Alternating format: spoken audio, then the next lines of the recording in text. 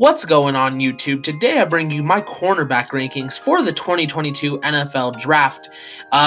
This is a very good corner class. There's a lot of guys where it's kind of like, are we going to see them break out this year? But without further ado, let's get into it. Starting off, number one easily for me. I've seen a different guy up here, which we'll get to in a little bit, but I don't see how there's any way you can say that number one is not Derek Stingley. This guy is easily the most athletic player that we've seen at LSU, especially since Patrick Peterson, and honestly just in a long time we've not seen even a player or a corner of this kind of a caliber. I'm not a big believer in corners going in the top 10, because oftentimes they take at least a few years to develop. You should never expect them to come in and make an impact right away for you. We've seen that with Jeff Okudah, Damon Arnett, AJ Terrell, all of those guys. And I believe in a few of those guys. I think eventually they'll break out. But Derek Stingley could be one of those rare exceptions. And I don't think he'll drop out of the top 10. There's no way he even goes past the top 5, honestly, because he's that special of a talent. What I mean more by he's that exception possibly is that he might not take that long to play well in the NFL. The most recent corner I can think of that kind of just came out of the gate swinging was Jalen Ramsey. And I'm not saying this guy's going to be Jalen Ramsey, but he definitely has the ability to be the next Jalen Ramsey. He is an incredible athlete. He is quick. This guy sticks to you like no other corner in football right now. He's been the best corner in football since he stepped onto the field for LSU a couple years ago, and he remains the best, even over a few other guys in my opinion. Some weaknesses: he's not overly physical, which it's not a good or bad thing. It's because he's not physical, but it's just something a little kind of note. And he kind of dealt with a little bit of injuries last year and stuff. Last year was a bit of a down year in general for a lot of people, but even a down year for Derek Stingley was still on top and was still a great corner. So for me, pretty easily, Derek Stingley has to be my cornerback number 1 for next year. Number 2, I have Ahmad Gardner-Sauce out of Cincinnati.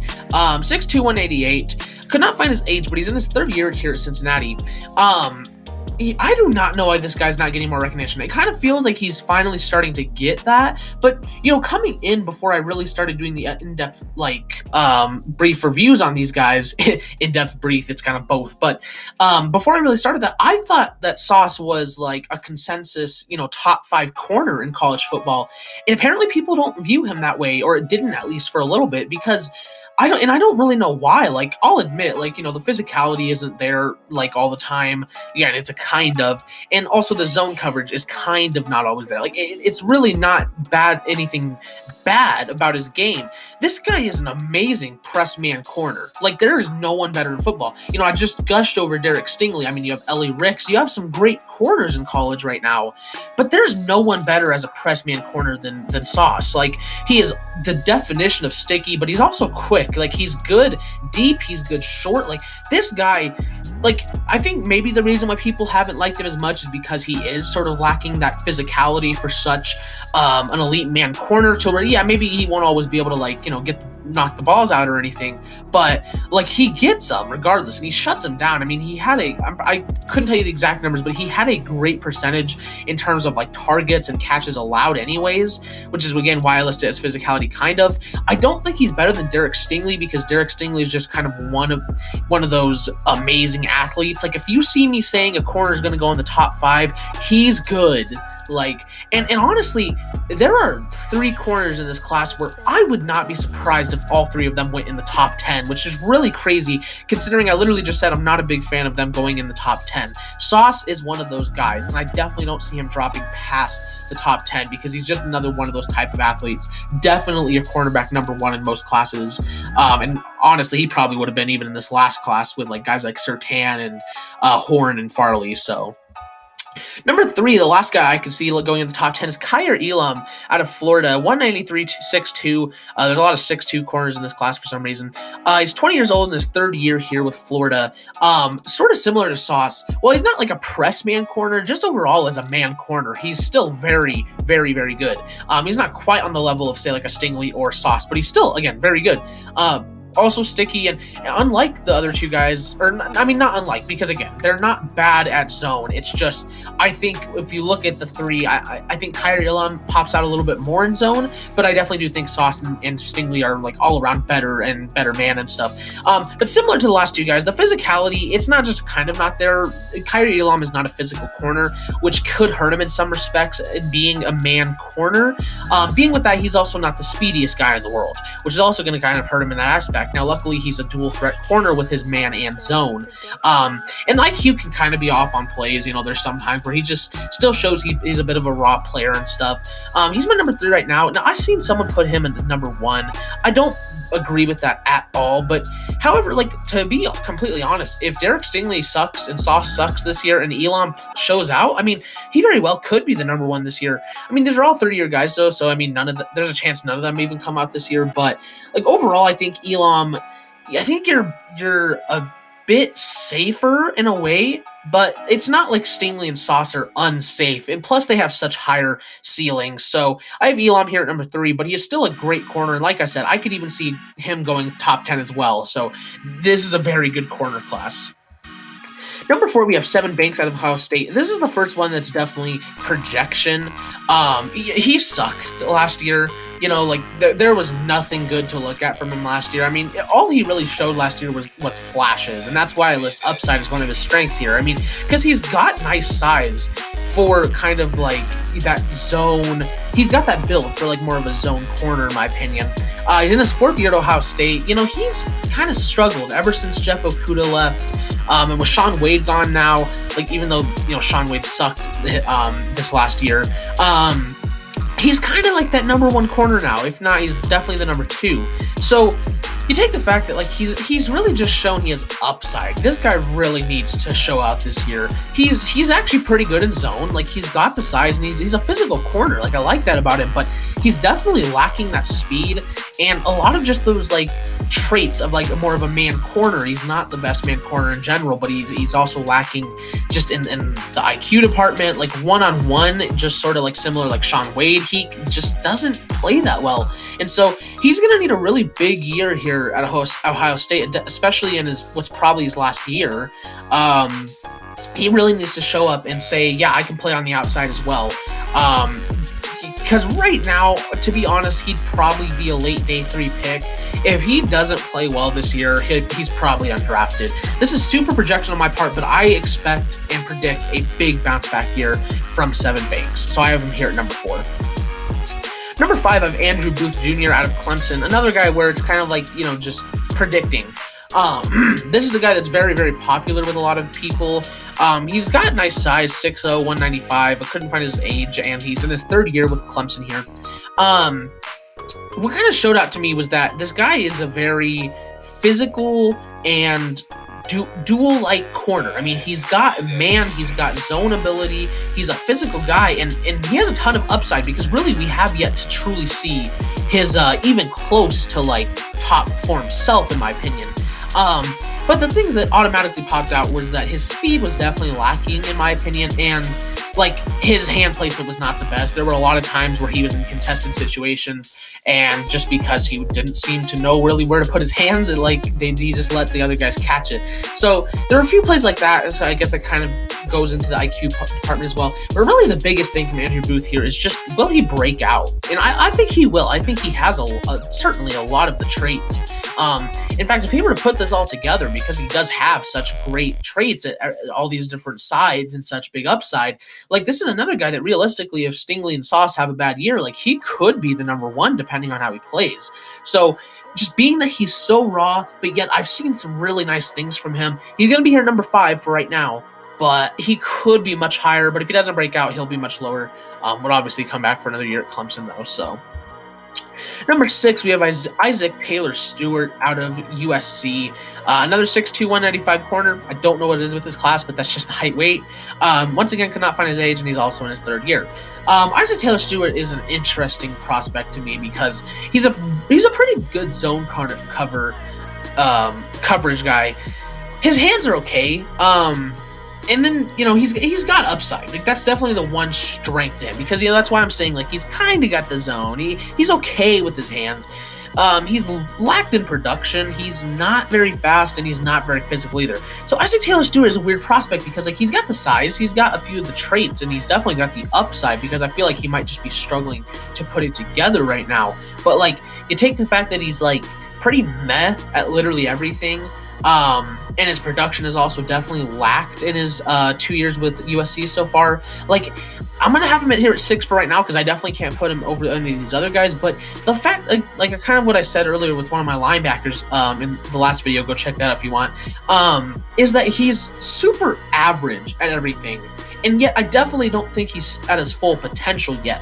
So he could become great at a few or even all of those things. You really don't know. So I feel like right now he'd be probably like an early mid round 2 pick because he does have that upside, and it's really interesting. I think if you put him in the right scheme, I don't know if it's going to be a case of time. I think with Taylor Stewart, it's going to be a case of the right scheme. I don't feel like he's in the right scheme here with USC is really what it is. So even this year, or if he comes back for his 4th year, I don't know if he'll ever really show out because, again, I just think it's not the best fit for him. But I do love the upside on him, so he's going to be here at number 6.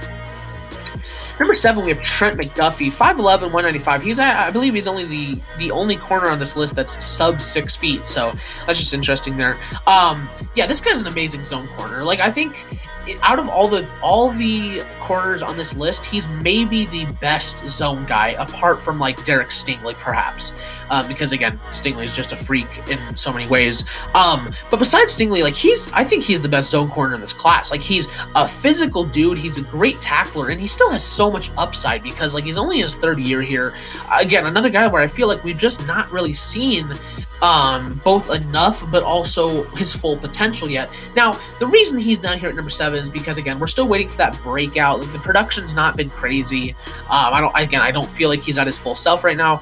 And his man play could definitely use some work. Like, he's not the best man corner by a mile, especially compared to some of these other guys. And also the speed is definitely lacking. He's a prototypical zone corner, but he's a very, very good zone corner with a ton of upside, and we're really just waiting for him to break out. I've seen a few guys high on this one, but I'm gonna keep my eye on him. He's still here at number 7, but he's a very good zone corner. I just want to see if he's anything more than that right now. Number 8, we have Martin Emerson Jr. out of Mississippi State, 6'2", 195. There you are again. No, could not find the age, and he's in his 3rd year. Yeah, that's just the thing with this class. Sorry. Yeah, he's a decent man corner. He's also got that upside as well because, again, like the production hasn't been there. I feel like we haven't seen his full self. Like I said, there's a lot of like guys that we're looking to break out this year. He's also got nice speed actually though. Kind of for his size and length. The other thing that really just doesn't seem to go that well for him is his physicality is lacking a bit. So he's an interesting prospect here because he's got nice size. He's nice and lengthy. And he's a decent man corner, but like there's just a few other things I definitely want him to work on. If he's going to be higher on this list, I still think he's definitely worth taking because of that upside. There's a lot of guys like that on this list. I wouldn't be surprised if a lot of these corners fall though because of that reason, because this is a very talented class otherwise. So, but yeah, I still think he's definitely going to be drafted, obviously, just because of that upside. I just want to see him show me a few other things other than his decent man and his decent speed. Number 9, we have Roger McCreary out of Auburn. Another interesting prospect. He's 6'0", 188. Could not find his age. He's 4th year here with Auburn. I believe he's been with Auburn his whole career. Or no, he started out at I think he started out at Penn State, maybe, I want to say. But regardless, he's a decent zone corner. He's kind of like the opposite, like the exact opposite of I literally just talked about him. Martin Emerson. He's literally the exact opposite of Emerson to me. Like, he's a decent zone corner. Also has that upside though, like similar to Martin Emerson, but like his IQ is actually pretty nice at times. There are some plays he makes that are just like, wow, like that was a top level corner moment. He just needs to work on that consistency, which is one of the things I listed as his weaknesses, because there are plays where he shows he's like almost an elite zone corner, and there are plays where he looks like this super smart corner. And then there's just plays where he's not. So consistency is definitely one thing he needs to work on, but also his speed could definitely use a bit of help. He's not the best deep corner in the world. If you put him under the guy, it's like he's one of the best in football, but like he cannot stay over a guy to save his life. His physicality is just lacking as well. But like with the upside on this guy, like I do love what I've seen. It's just all about consistency from your career, and he can lift himself a bunch, but he definitely has to do it this year or it's nothing for him, McCreary. And then number 10, last on the list, is going to be Josh Jobe out of Alabama. This is a guy that I have much higher. I had him as my first round on my very first mock draft for this year, and I've definitely cooled down on him a bit. At 6'1", 192, he's in his fourth year here with Alabama. And so once again, this is another guy where he just needs to put it together this year, and that's why what I list one of his weaknesses is like, will he finally put it together? Because I think he has a lot of the traits that some NFL teams will be looking for in a corner. Like he's got the upside. He's actually kind of athletic, like, especially compared to some of these other guys. In his zone, he's a pretty decent zone guy, but the man coverage needs a lot of work. His speed is far from where you'd like it to be, and once again, the production has been such lackluster. Like, there's the upside, there's the traits. I think a lot of teams are going to be looking for a guy like this, but will he put it together this year? That's just really what we're looking for. I think he will. I think he'll rise on this ranking a lot. He's going to be the number one corner there with Alabama this year, so we'll see. But for right now, I have him at 10. I do predict him to rise, though. I think he'll break out this year. So. And then just some other guys to take note in. Derion Kendrick, if you don't know this guy, to make it short, I mean, this guy was a very talented corner at Clemson. I thought he should have come out last year, and then he got released by Clemson in the middle of the offseason, got charged with, like, possession of a gun and stuff, and then he, like, took it to court, and then it got reversed, but Clemson didn't take him back. So now he transferred over to Georgia. He's in his fourth year here. If he plays like he has the past 3 years, then he will almost definitely be a first-round pick, regardless of personality issues, because he's also just another great talent. But I want to take note in him for right now, because we're just going to see, are those issues going to stay out of the way, and is he even going to return to his Clemson form? And then Travius Hodges-Tomlinson out of TCU, the nephew of LaDainian Tomlinson, like his uncle, super athletic dude. He's shown some nice flashes. I just want to see a bit more. Mikhail Wright out of Oregon, I also really like. He's pretty good he's pretty average, not good. He's pretty average at like everything, but he's got a few, not likable traits. He's not the fastest guy in the world, but he is pretty physical, so I do want to keep my eye on him. Sheridan Jones is kind of taking over as that corner number one there at Clemson this year. He's been behind Derion Kendrick, obviously, and a few other guys for the last couple of years, so we're going to see how he plays. I really like him as well. I love the upside on him. Jarek Bernard out of Oklahoma State. This is just kind of a name, I'm keeping my eye on. He could possibly break out this year. We'll have to see. And then Joey Porter Jr. out of Penn State. Pretty much same with Jarek Bernard. He's got some likable traits that I'll keep my eye on him. But that is my cornerback rankings for the 2022 NFL Draft. Stay tuned for our last position preview for next year's draft with the safeties, probably tomorrow. But if you guys did like the video, don't forget to leave a like, subscribe, and hit the notification bell, as I can say correctly now. Thank you guys so much for watching, and I will see all you guys in the next video. Bye-bye.